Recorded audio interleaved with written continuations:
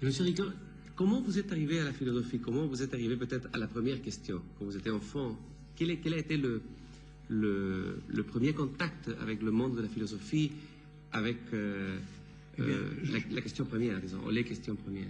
Oui. Je dois dire que mes lectures m'ont très vite orienté vers la philosophie, dans la classe de philosophie, et je dois beaucoup à mes premiers maîtres. Maîtres dans la classe de philosophie, et puis dans le début de mes études universitaires, avec un philosophe qui est bien connu d'ailleurs chez vous, Gabriel Marcel. Vous avez bien voulu me dire tout à l'heure quelle était pour vous-même et pour les proches la place de Gabriel Marcel. Et j'ai été introduit justement par Gabriel Marcel à une façon de philosopher qui est essentiellement un dialogue.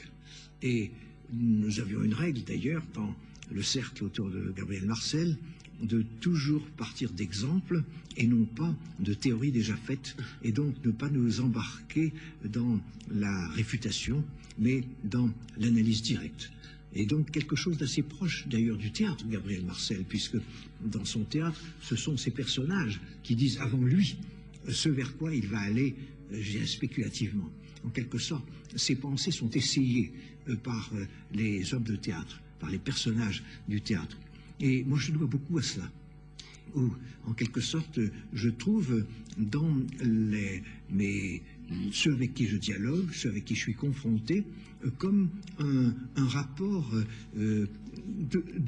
dramatique, au sens, n'est-ce pas, du drame. Et la philosophie, je pense que la philosophie grecque a commencé avec des dialogues, non? Justement avec...